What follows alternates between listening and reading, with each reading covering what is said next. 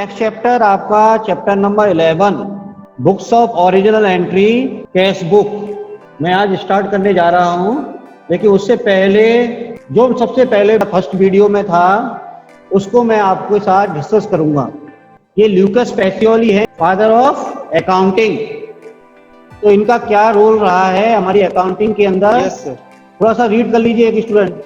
Luca Pacioli 1445 to 1517 are known as Friar Luca dal Borgo, a resident of the city of Venice in Italy, wrote a books primarily on mathematics, Summa the Arithmetica, Geometrica, Proportioni et Proportionalita. In 1494, this book contains a brief action under the chapter heading Particularis de Computis et Scripturis on double entry system of bookkeeping. Pacioli was a great philosopher of Italy. His book is the first credited book on double entry system. This book was translated into English and gave its new shape by Hugh Oldcastle in 1544.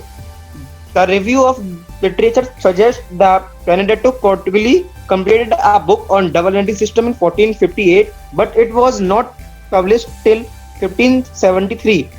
Later on, many changes were incorporated in the system, and finally, a complete book named as English System of Bookkeeping was written by on the system of Edward Jones in 1785. It was in the book that the old system was completely revised, and the use of purchase book, sales book, and the preparation of trial balance was discussed first of all. Pacioli used the term debito owed to and credito owed by. These came from the Latin words debtor and creditor. The terms used today, debit and credit, have their origin from debtor and creditor. Lucas Pacioli ने 1494 में mathematical book publish की जिसमें एक chapter पर्टिकुलरीज of कंप्यूटिस eight स्क्रिप्टिस, उसमें इन्होंने first time बताया कि किस तरह से हमें अपनी अकाउंटिंग को फॉलो करना चाहिए, किस तरह से रिकॉर्डिंग करनी चाहिए। उसके बाद 1544 में हग ओल्ड कैसल, ये इंग्लैंड के रहने वाले थे, इन्होंने इस बुक को इंग्लिश में ट्रांसलेट किया। उसके बाद एडवर्ड जॉन्स 1785 में इन्होंने एक बुक अकाउंटेंसी के ऊपर पब्लिश की जिसमें उन्होंने इस सिस्टम के अलग कुछ सेपरेट बुक्स उन्होंने बताई, जिसमें purchase book, sales book and preparation of trial balance first time इन्होंने ही इंट्रोड्यूस किया। किसने? एडवर्ड जॉन्स ने। ये बेटा अकाउंटिंग साइकिल है।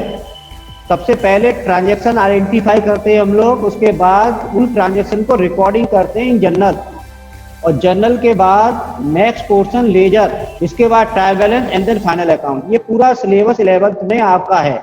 लेकिन ये ध्यान में रखना कि ट्रांजैक्शन आइडेंटिफाई करने के बाद हम उनकी जर्नलाइजिंग करते हैं, मीन्स रिकॉर्डिंग करते हैं, और उसके बाद फिर लेजर अकाउंट्स बनाते हैं।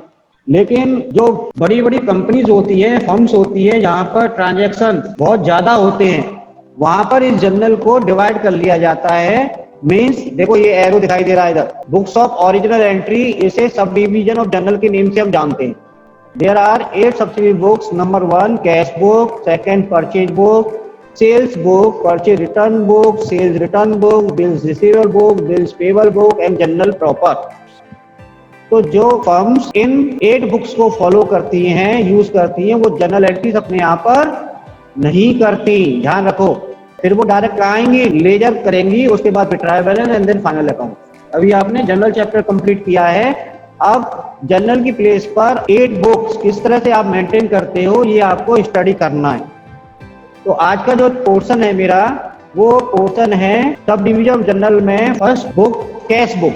इसके नेम से शो हो रहा है कि only cash transactions are recorded in this book. केवल कैश ट्रांजैक्शन ही इस बुक में रिकॉर्ड होते हैं। हमें कैश रिसीव हो या फिर हम कैश से पेमेंट करें, ये हमारा रिकॉर्डिंग कैश बुक के अंदर ही होता है। कैश का मूवमेंट होगा, चाहे इनफ्लो हो या आउटफ्लो हो, कैश बुक के अंदर उसकी रिकॉर्डिंग होगी। चलिए chapter number 11 accounting for cash means cash book. First of all introduction of cash book. Journal is the original book of entry. The process of recording of transaction in the journals and then posting to ledger accounts. may not be inconvenient for small size of business organization because the business transactions are few. But in the large business organization, transactions are numerous. As such, the journal is subdivided into the number of special book. Number of special book means 8 subsidiary books or journals.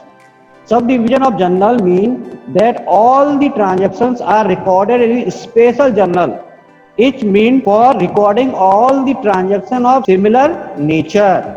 8 books में उनके nature के according transaction को हम लोग record करते हैं.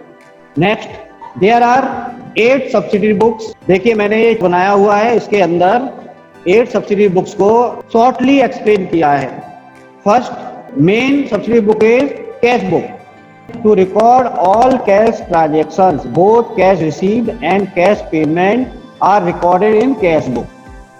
Number 2, purchase book to record all credit purchase of the books. Credit purchase, goods purchase करेंगे in credit, वो इसमें रिकॉर्ड होगा. कैश परचेज होगा वो कहाँ रिकॉर्ड होगा? कैश बुक में रिकॉर्ड होगा, क्योंकि कैश ट्रांजेक्शन है वो. तो हमें सबसे पहले कैश बुक मेंटेन करने से पहले जो कुछ ट्रांजेक्शन दे रखे होंगे उसमें हमें ये पहचानना जरूरी है कि ये कैश ट्रांजेक्शन है या नहीं है. अगर कैश ट्रांजैक्शन है तभी वो मटेरियल और कैश बुक होगा, अदरवाइज नहीं. Next, sales book to record all credit sale of goods. Goods से रिलेटेड जो भी क्रेडिट सेल होगा वो सेल्स बुक में रिकॉर्ड होगा. And then purchase return book. This book is used to record goods return to the supplier. Supplier को हम goods return करेंगे तो ये परचेज बुक में रिकॉर्ड होगा. Then sales return book. This book is used to record goods returned by customer. Customer ने कितना goods return किया है वो इस बुक में, इसको हम बेटा रिटर्न इनवर्ड बुक के नेम से भी जानते हैं. वो आगे जाके हम और इसको जब इंडिविजुअली डिस्कस करेंगे आपके सामने तो वहां पर डीपली स्टडी करेंगे.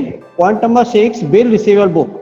This book is maintain to keep record of all bills and promissory note from customer. जो कस्टमर से हमें बिल रिसीव होते हैं, ये मैंने स्टार्टिंग में बताया था. What do you mean bye bill receivable? तो ये बताएगा बेटा बिल रिसीवेबल क्या होता है? सर जो भी बिल रिसीव करते हैं कस्टमर से, जब भी कुछ बेचते हैं तो हम जब हम परचेज करते हैं तो जो हमें बिल मिलता है सब वो.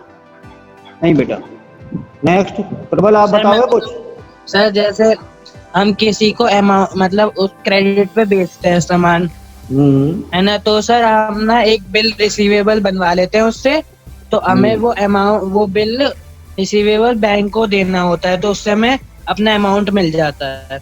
चलिए देखिए मैं और थोड़ा सा और एक्सप्लेन कर देता हूँ कि जब हम किसी पर्सन को गुड सोल्ड करते हैं उससे पहले उससे टर्म एंड कंडीशन हम क्लियर कर लेते हैं कि हम आपको गुड्स कैश में सेल करेंगे, नगद बेचेंगे या फिर उधार बेचेंगे. तो अगर हम क्रेडिट सेल करते हैं तो अमाउंट हमें रिसीव नहीं होता, लेकिन हमारी गुड्स उस कस्टमर के पास चली जाती है. कस्टमर ये प्रॉमिस करता है कि मैं आपको इतने दिन के अंदर इस अमाउंट का पेमेंट कर दूंगा. लेकिन अगर प्रॉमिस एक रिकॉर्ड पेपर पर आ जाता है, मींस एक स्टैम्प पेपर होता है, प्रोमिसरी नोट होता है, वो उस पर वो अपनी डिक्लेरेशन लिख कर देता है कि मैं आपको पेमेंट इस डेट में करूंगा, तो उस पर वो साइन कर देता है. इसका मतलब एक तरह से रिटन डॉक्यूमेंट उसने हमें दे दिया, रिटन प्रॉमिस उसने हमें दे दी. अब रिटन प्रॉमिस उसने दे दी तो हम उस बिल को अपने पास रख सकते हैं.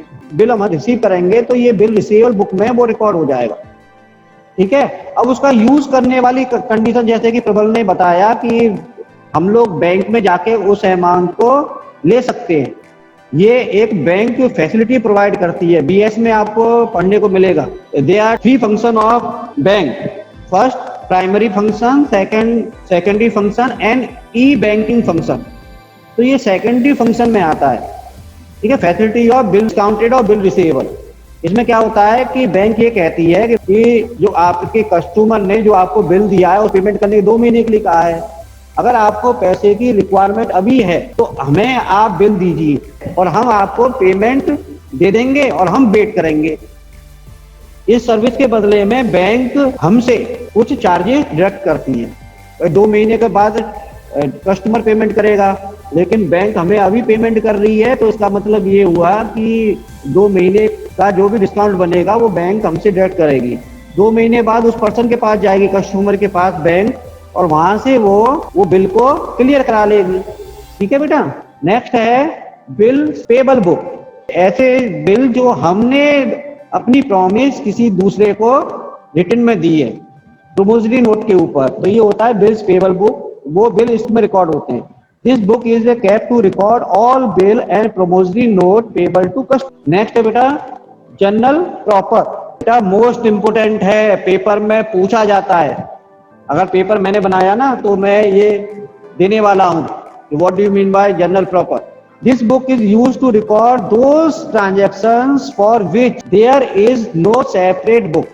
मीन्स ऊपर की जो 7 बुक में है जो ट्रांजैक्शन रिकॉर्ड नहीं होती, 7 बुक में जो ट्रांजैक्शन रिकॉर्ड हो गए वो तो ठीक है, लेकिन बाकी के कुछ ट्रांजैक्शन ऐसे हैं जो इन 7 बुक में रिकॉर्ड नहीं होते, वो बुक नंबर 8 जनरल प्रॉपर में रिकॉर्ड होंगे।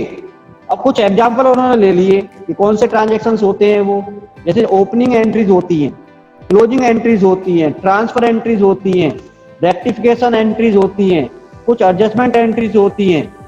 जैसे कि गुड्स परचेज हम कर रहे हैं तो वो परचेज बुक में रिकॉर्ड होगा, क्रेडिट परचेज कर रहे हैं तो।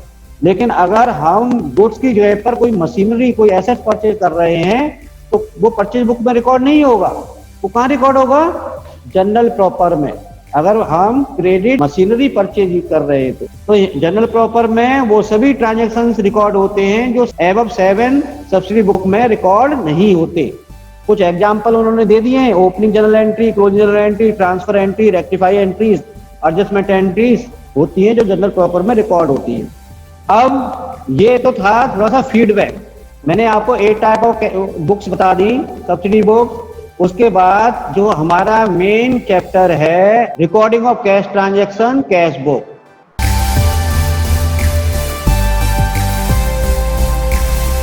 The books maintained for recording the cash transaction is called cash book। जहाँ पर ये कैश ट्रांजैक्शन रिकॉर्ड होते हैं वो हमारी कैश बुक होती है। Hence, a cash book may be defined as the book in which all cash transactions relating to cash received and cash payment are recorded। There are 4 types of cash book। Number 1, simple cash book और single column cash book।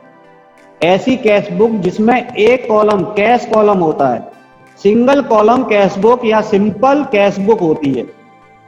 वैसे 3 column होते हैं cash book के अंदर। नीचे point number 3 पढ़ोगे ना, 3 column cash book.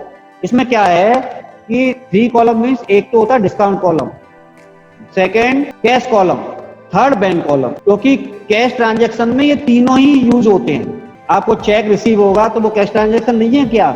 Cash transaction है ना। कि goods sold for ₹5,000 and check receive from Rohit and check deposited same day into bank. तो क्या एंट्री होगी बताइए सर? एक बार प्लीज रिपीट कर दीजिए। Goods sold for ₹5,000 by cheque and cheque deposit same day into bank. तो उस जगह पर एंट्री हम करते हैं bank account debit to sales account. तो ये हमारा कैश ट्रांजैक्शन है। तो इसलिए कैश ट्रांजैक्शन में एक तो cash column, bank column and then क्योंकि कैश ट्रांजैक्शन के साथ में डिस्काउंट भी होता है भाई, तो डिस्काउंट कॉलम। ये 3 कॉलम जिस बुक में बनते हैं उसे कहते हैं 3 column cash book. Point number 3। अब इसमें से मान लो एक कॉलम हमें बनाना है तो वो हो जाएगा single column cash book number 1। अगर हमें 2 कॉलम वाली कैश बुक बनानी है तो यहाँ पर डिस्काउंट और कैश कॉलम एक हो सकता है, या डिस्काउंट और बैंक कॉलम 2 हो सकते हैं, या कैश एंड बैंक कॉलम। ये 3 टाइप होते हैं double column cash book. 3 column cash book और एक होती है बेटा पेटी कैश बुक। ये 4 टाइप ऑफ कैश बुक है। इसे इंडिविजुअली हम 1 by 1 स्टडी करने वाले हैं। नेक्स्ट है बेटा format of cash book. Cash book का फॉर्मेट सबसे ऊपर लिखेंगे इन दी बुक ऑफ, इसके बाद डेबिट और ये क्रेडिट साइड, मतलब यहाँ से 1 2 3 4 5 फर्स्ट 5 जो कॉलम बनेंगे वो डेबिट कॉलम है, और इसके बाद फिर जो रिपीट हो रहे हैं वो क्रेडिट कॉलम है राइट हैंड साइड। तो यहाँ पर सबसे पहले आएगा डेट, उसके बाद आएगा पर्टिकुलर, फिर वाउचर नंबर, ये वीएन नंबर होता है बेटा, voucher number, LF ledger value number, इसके बाद अमाउंट, एंड देन रिपीट हो जाएगा date, particular, voucher number, LF and amount. कि जो फर्स्ट डेबिट कॉलम है ये रिसीव कॉलम होता है, जो भी कैश रिसीव होती है वो डेबिट साइड में हम रिकॉर्ड करते हैं। जिन ट्रांजैक्शन की जनरल एंट्री के अंदर कैश अकाउंट डेबिट होता है वो सभी ट्रांजैक्शंस कैश बुक के अंदर डेबिट साइड में रिकॉर्ड होते हैं। नेक्स्ट, वो सभी ट्रांजैक्शन जिसके अंदर कैश अकाउंट जनरल एंट्री में क्रेडिट होता है वो सभी ट्रांजैक्शंस कैश बुक के क्रेडिट साइड में रिकॉर्ड होते हैं। ट्रांजैक्शन की नेचर देखेंगे कि ये ट्रांजैक्शन हुआ है, इससे हमें कैश रिसीव हो रहा है तो डेबिट में लिखो, और जो ट्रांजैक्शन को देखो कि जिन ट्रांजैक्शन में कैश का पेमेंट हो रहा है वो ट्रांजैक्शन सीआर साइड में रिकॉर्ड होंगे। लास्ट में टोटल करेंगे डेबिट साइड का, और डेबिट साइड टोटल करने के बाद इस टोटल को हम क्रेडिट साइड में यहाँ पर लिखेंगे, और उसके बाद सीआर साइड का रफली टोटल करेंगे। माइनस करने के बाद नीचे लिखेंगे बाय बैलेंस कैरिड डाउन। जो अमाउंट यहाँ पर होगा वो हमारा क्लोजिंग कैश बैलेंस है, जो भी इन हैंड हमारे पास कैश अवेलेबल है ऑफिस में या फिर जहाँ भी आपने रखा हुआ है उसको काउंट करेंगे और उसका टोटल इसके बराबर होना चाहिए। तो टैली हो गया तो उसका मतलब ये हुआ कि हमारा सभी ट्रांजैक्शन रिकॉर्ड हो गए, और अगर टैली नहीं हुआ तो ये एज्यूम कर लीजिए, ये मान लीजिए कि ट्रांजैक्शन अभी भी रह गए। एक ये क्वेश्चन है, question number 1 single column cash book से related. Question number 1 page number 11.54 enter the following transactions in a single column cash book. Means केवल अमाउंट का 1 कॉलम बनेगा। डेबिट साइड में अमाउंट जो लिखा हुआ है ये कैश कॉलम में 1 कॉलम बनेगा। क्वेश्चन को रीड कर लेना है पहले और ये देखना है कि सिंगल कॉलम यहाँ पर बनाने के लिए क्वेश्चन में बोला है तो हमें कैश ट्रांजैक्शन दे रखे हैं या बैंकिंग ट्रांजैक्शन दे रखे हैं। सिंगल कॉलम कैश बुक वही फर्म ड्रॉ करती है जहां पर केवल या तो कैश से ट्रांजैक्शन होते हैं, मतलब हार्ड मनी से ट्रांजैक्शन होते हैं, या फिर चेक से ही ट्रांजैक्शन होते हैं, बैंकिंग ट्रांजैक्शन ही होते हैं। तो वहां पर ना अमाउंट के कॉलम जो दिया हुआ उसमें अगर कैश ट्रांजैक्शन होते हैं, मतलब हार्ड कैश से ट्रांजैक्शन होते हैं, आपको केवल कैश कॉलम बनाना है। और अगर केवल फर्म बैंकिंग ट्रांजैक्शन ही फॉलो करती है, मतलब चेक रिसीव करती है और चेक से ही पेमेंट करती है, तो उस कंडीशन में आपको सिंगल कॉलम कैश बुक जो बनानी है उसके अंदर बैंक कॉलम बनाना है।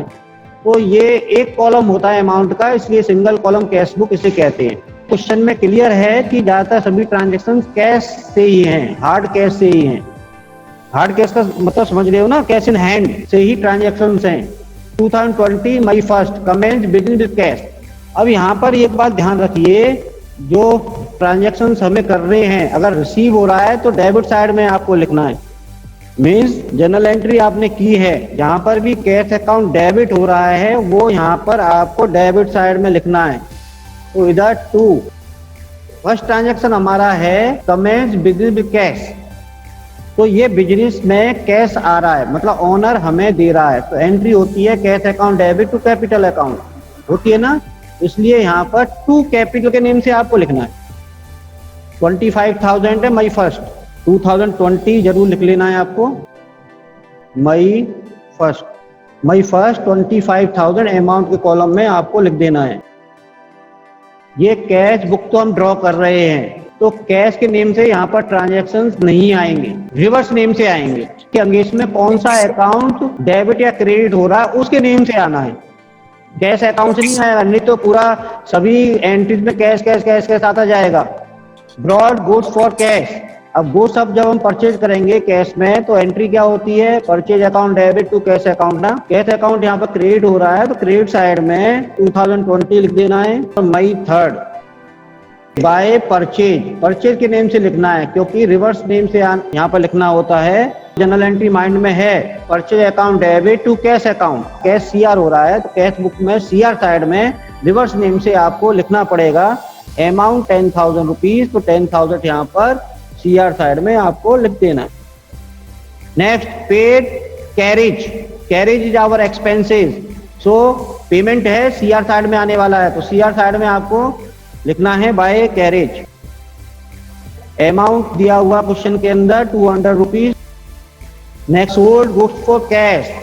अब गुड्स सोल्ड करेंगे तो कैश हमारे पास आएगा, तो एंट्री हमें करनी है cash account debit to sales account. Cash यहाँ पर डेबिट हो रहा है, तो डेबिट साइड में 4 मई को to sales account amount 6000 rupees आपको लिखना है।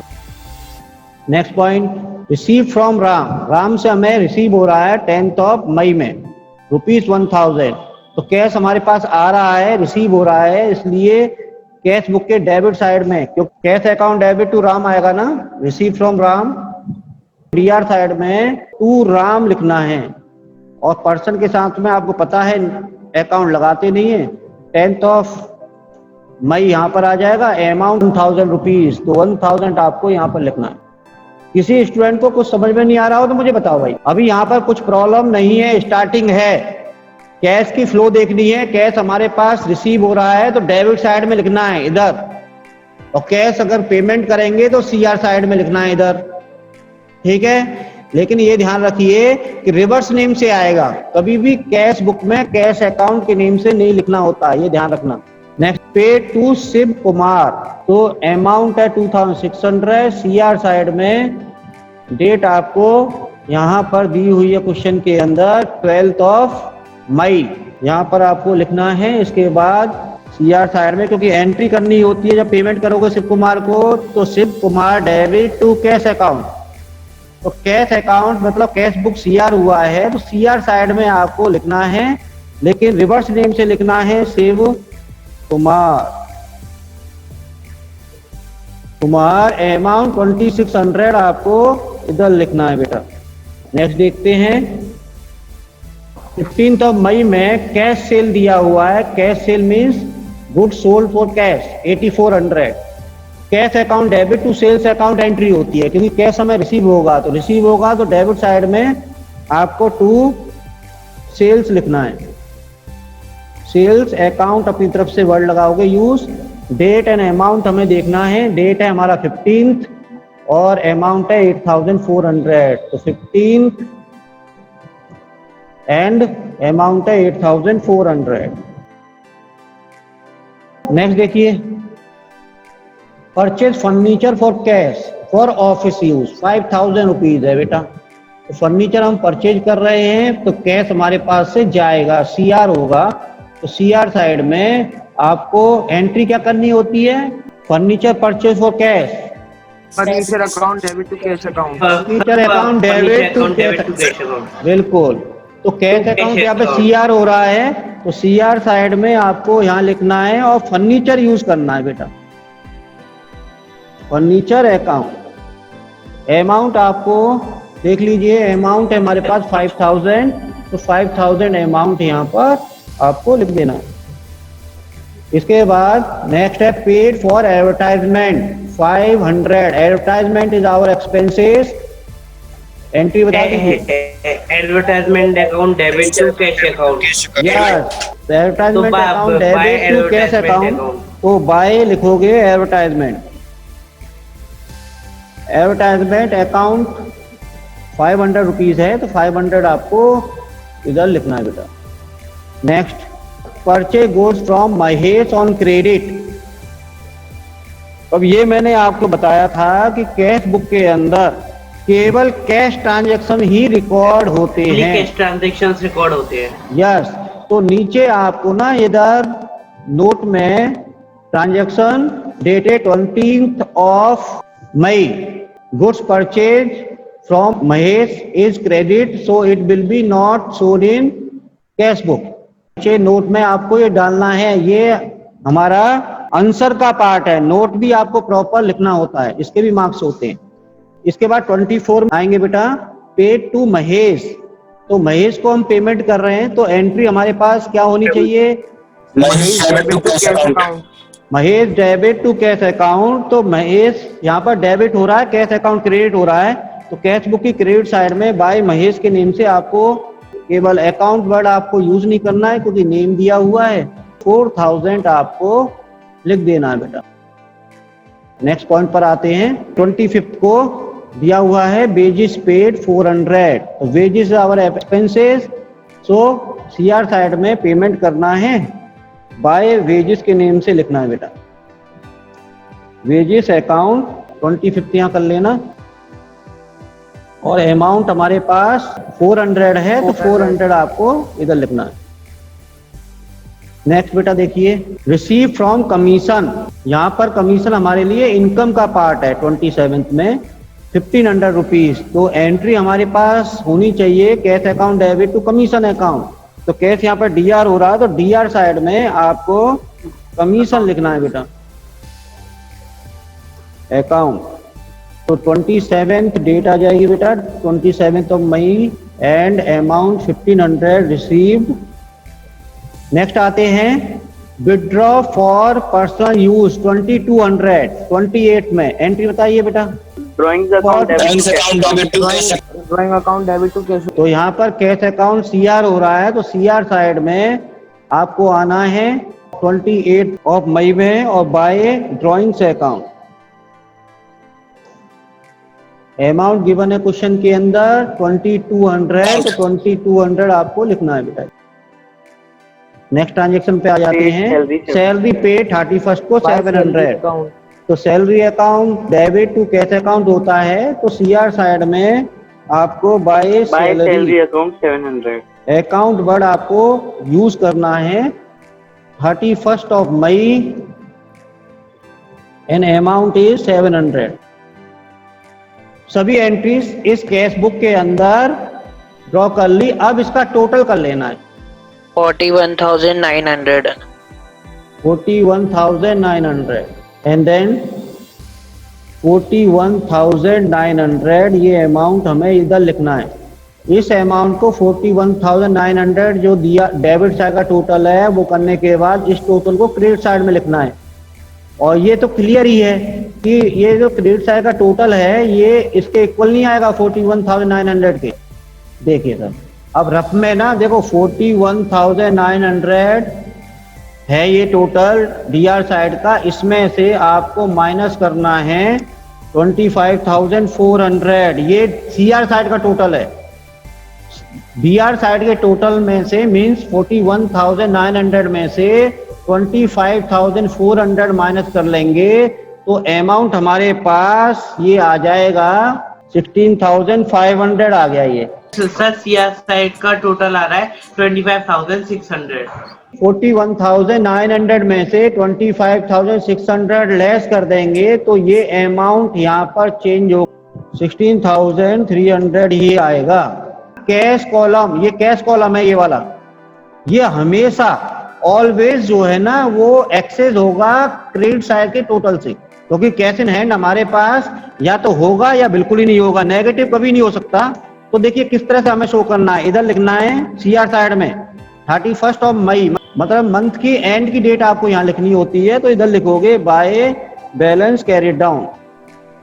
जो बैलेंस रह गया था 16,300 वो यहाँ लिखना है। ये टोटल यहाँ पे आने के बाद में अब इस टोटल को डेबिट साइड में लिखना है। 2 का यूज करोगे, balance to balance brought down, ठीक है बेटा।